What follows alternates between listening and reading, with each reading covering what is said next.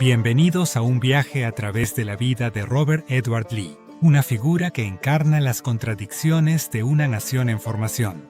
Su nombre resuena como un eco de gloria militar, lealtad inquebrantable y una ambigüedad moral que aún hoy despierta debates apasionados. ¿Fue un héroe que defendió su hogar con honor o un hombre que al elegir la Confederación perpetuó un sistema de opresión? Hoy exploraremos su infancia humilde, su ascenso como uno de los mayores estrategas militares de Estados Unidos, las decisiones que definieron su destino y el legado que dejó en una nación dividida. Prepárense para una historia de triumphs, tragedias y preguntas sin respuesta. Si les apasiona la historia, no olviden suscribirse, activar la campanita y compartir este video con sus amigos. Comencemos. Robert E. Lee nació el 19 de enero de 1807 en Stratford Hall, una majestuosa plantación en Virginia, un lugar donde la tierra y la sangre se entrelazaban con la historia de una nación joven. Su padre, Henry Lee III, era un héroe de la Guerra de Independencia, conocido como Light Horse Harry por su audacia al frente de la caballería continental. Henry había estudiado en Princeton junto a figuras como Aaron Burr y James Madison, y a los 14 años ya estaba impregnado del fervor revolucionario que daría formas a Estados Unidos. Su carga en la batalla de Paulus Hook, Nueva Jersey, le valió la admiración de George Washington y lo catapultó a la prominencia. Tras la guerra, sirvió como gobernador de Virginia, un puesto que parecía consolidar su lugar entre la élite. Pero la gloria de Henry era frágil. Su ambición lo llevó a especular con tierras, una apuesta que resultó en deudas abrumadoras. 2 veces terminó en la cárcel de deudores, y en 1812, tras ser herido defendiendo a un amigo que se oponía a la guerra de 1812, abandonó a su familia para recuperarse. Nunca regresó.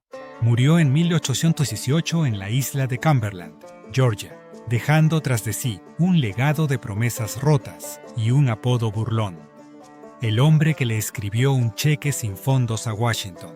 La madre de Robert, Anne Hill Carter, pertenecía a una de las familias más ricas de Virginia, los Carter de la plantación Shirley. Su padre, Charles Carter, era un magnate de 5ª generación, y Anne creció en un mundo de opulencia. En 1793, se casó con Henry Lee III en el apogeo de su carrera, en el salón de la mansión del gobernador.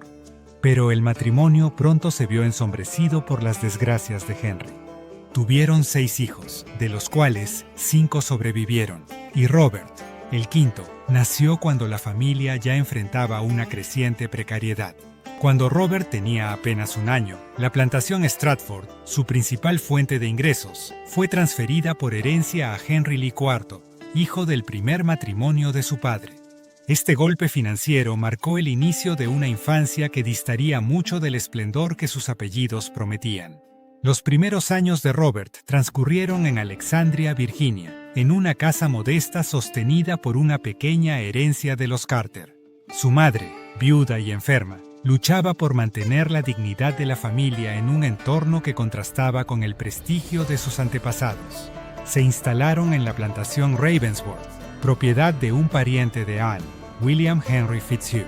La casa, ubicada en una zona pantanosa y poco saludable de Alexandria, nunca fue pintada durante su estancia, y la familia compartía el espacio con inquilinos, un recordatorio constante de su situación. A pesar de estas dificultades, Robert guardaba recuerdos felices de su infancia. Una langosta y un colibrí que tuvo como mascotas despertaron su amor por los animales, aunque ambos murieron el mismo día, un pequeño pero doloroso presagio de las pérdidas que marcarían su vida. Los veranos los pasaba nadando en el Potomac y explorando los manantiales locales, momentos de libertad en un mundo de restricciones. La educación de Robert comenzó en una escuela de plantación en el condado de Fauquier, pero a los 14 años ingresó a la Academia de Alexandria, donde destacó en literatura, álgebra y los clásicos. Las conexiones de su familia con la aristocracia virginiana jugaron un papel crucial en su futuro. William Henry Fitzhugh escribió una carta al secretario de guerra, John C. Calhoun, solicitando un lugar para Robert en la Academia Militar de West Point. Robert entregó la carta personalmente, un gesto que impresionó a Calhoun, y le aseguró su ingreso en 1825. Hasta ese momento, Robert había vivido en un mundo donde la esclavitud era omnipresente. Su familia, aunque empobrecida, mantenía 4 esclavos heredados de Charles Carter. Pero al dirigirse al norte, donde la esclavitud era casi inexistente, se enfrentó a un entorno que desafiaba las normas de su crianza. West Point, bajo la dirección del superintendente Sylvanus Thayer, era una institución transformada. Antes de Thayer, la academia sufría de indisciplina y desorden, pero él la convirtió en un bastión de excelencia, con un enfoque en la ingeniería. Introdujo el icónico uniforme de cadete, abrigos grises, pantalones blancos almidonados y sombreros de cuero negro con escamas de latón. Cuando Robert llegó en junio de 1825, se unió a unos 200 cadetes que debían pasar un examen diseñado para eliminar a los no aptos. Los aprobados compartían una tienda con 3 compañeros, adquiriendo juntos un baño, un espejo, un lavabo, una jarra, un cubo, una escoba y un cepillo. La comida era de mala calidad, pero Robert nunca se quejó. Algunos cadetes ricos visitaban en secreto la taberna de Gridley para comer y beber, arriesgándose a deméritos. Pero Robert, conocido por su disciplina, nunca incurrió en ninguno, un logro excepcional. El plan de estudios se centraba en matemáticas y francés, esenciales para los oficiales de la época. Las matemáticas eran cruciales para la artillería y la ingeniería, mientras que el francés era necesario para leer los textos militares, ya que Francia era el principal aliado de Estados Unidos. El Marqués de Lafayette, un héroe de la Revolución Americana que había luchado junto al padre de Robert, visitaba frecuentemente West Point, inspirando a los cadetes con su presencia. El régimen diario era riguroso. Comenzaba a las 5:30 de la mañana con el toque de Diana, seguido de clases, horas de estudio independiente, ejercicios de instrucción, desfiles e inspecciones, y terminaba a las 10 de la noche.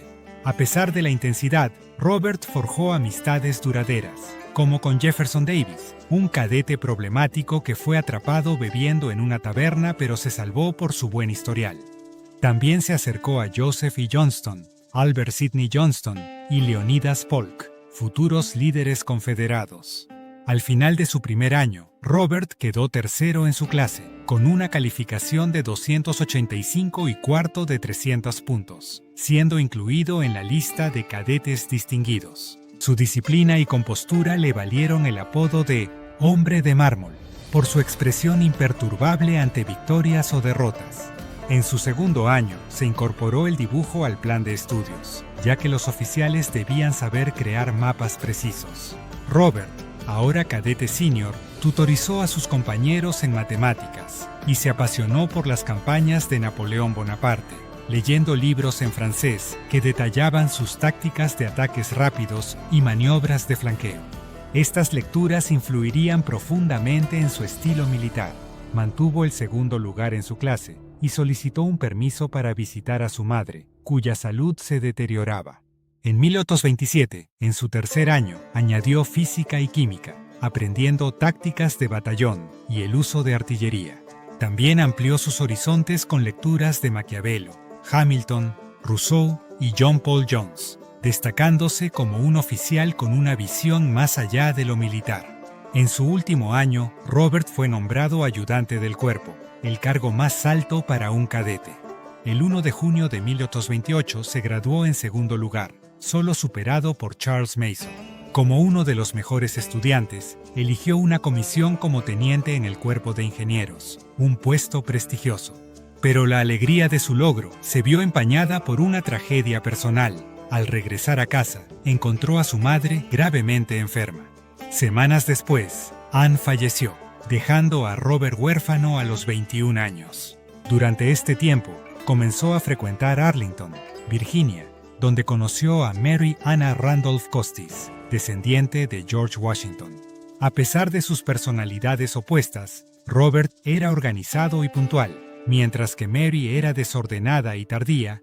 Iniciaron un cortejo bajo la supervisión de los padres de Mary, con la esperanza de un futuro juntos. En agosto de 1829, Robert recibió órdenes de presentarse en la isla Cockspur, Georgia, para trabajar en un fuerte destinado a proteger el río Savannah. El lugar era inhóspito, con calor, humedad y mosquitos, y cerca de donde su padre había muerto. Robert se involucró en el trabajo manual, pero una tormenta destruyó gran parte de sus esfuerzos. La experiencia le enseñó las limitaciones del cuerpo de ingenieros, decisiones lentas, fondos insuficientes y ubicaciones desfavorables. Usando sus conexiones, logró ser transferido a Fort Monroe, Virginia, en 1831, acercándose a Mary. En el camino la convenció para que se casaran, y el 30 de junio de 1831 se unieron en matrimonio. Mary decidió vivir con él en Fort Monroe, sin el apoyo de su padre, en una relación inusual para la época, donde ella a veces mandaba en casa. En Fort Monroe, Robert trabajó en la construcción de lo que sería conocido como el Gibraltar de la Bahía de Chesapeake. Enfrentó tensiones entre el líder de la guarnición y los ingenieros, pero destacó por su capacidad para asumir responsabilidades más allá de su rango. Durante este tiempo, ocurrió la rebelión de Nat Turner en 1831, un levantamiento de esclavos que conmocionó al sur y llevó a leyes más estrictas. Robert expresó sus opiniones sobre la esclavitud en una carta a Mary, calificándola como un mal moral y político, pero argumentando que era más perjudicial para los blancos y que los negros estaban mejor en América que en África, bajo una dolorosa disciplina ordenada por la providencia. Esta postura reflejaba la mentalidad de un caballero sureño moderado. Reconocía la inmoralidad de la esclavitud, pero creía que su resolución era divina, no humana. En 1832 nació su primer hijo, George Washington Custis Lee, y en 1834 Robert fue transferido al Departamento de Guerra en Washington, donde encontró el trabajo monótono. En 1835 nació su hija Mary Custis Lee, y fue enviado a los territorios del Medio Oeste para resolver una disputa por el Toledo Strip, un conflicto menor entre Ohio y Michigan. En 1837, enfrentó un desafío mayor en St. Louis, donde el río Mississippi amenazaba el puerto vital para la expansión hacia el oeste. Usando conocimientos de hidrodinámica, intentó redirigir el río, aunque enfrentó resistencia local. En 1838 fue ascendido a capitán, y en 1839 nació su hija Ann Carter Lee. En 1840 fue reasignado a Nueva York para reconstruir fuertes, y en 1841 nació su hija Eleanor Agnes Lee. En 1843 nació Robert E. Lee Jr., y en 1846 su última hija, Mildred Child. La Guerra Mexicana, 1846-1848, marcó un punto de inflexión. Enviado a Texas, Robert trabajó con el general John E. Wool y luego se unió al Estado Mayor del general Winfield Scott. En la batalla de Cerro Gordo, su reconocimiento de un camino para flanquear al enemigo llevó a una victoria, ganándole un ascenso a mayor brevet. En Chapultepec, resultó herido pero ayudó a asegurar la victoria, siendo ascendido a coronel brevet. Regresó a casa en 1848, tras 32 años desde su ingreso a West Point, avanzando solo ligeramente más rápido que el promedio.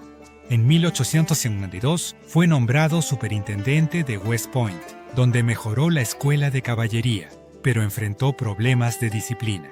En 1855 aceptó un puesto como teniente coronel del 2Do de caballería, llevándolo a Texas.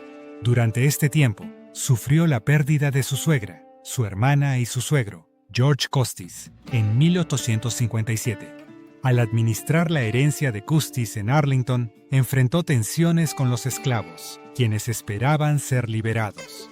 Su decisión de retenerlos para pagar deudas generó descontento, y en 1859, la fuga de 3 esclavos y su posterior castigo alimentaron la prensa abolicionista. En octubre de 1859, Robert lideró la captura de John Brown en Harper's Ferry, un evento que intensificó las tensiones seccionales. En 1860 regresó a Texas, opuesto a la secesión pero leal a Virginia. En 1861, tras reunirse con Abraham Lincoln, quien le ofreció un puesto como coronel, renunció al ejército de la Unión cuando Virginia secesionó. Como comandante confederado, logró victorias en los 7 días, Segunda Batalla de Bull Run y Chancellorsville, pero su derrota en Gettysburg en 1863, especialmente con la carga de Pickett, marcó un punto de inflexión. Enfrentó a Ulysses S. Grant en 1864-1865, rindiéndose en Appomattox el 9 de abril de 1866. Tras la guerra, Robert vivió discretamente como presidente del Washington College. Murió de un derrame cerebral el 12 de octubre de 1870. Su legado es complejo, un estratega brillante, pero ligado a la defensa de la esclavitud.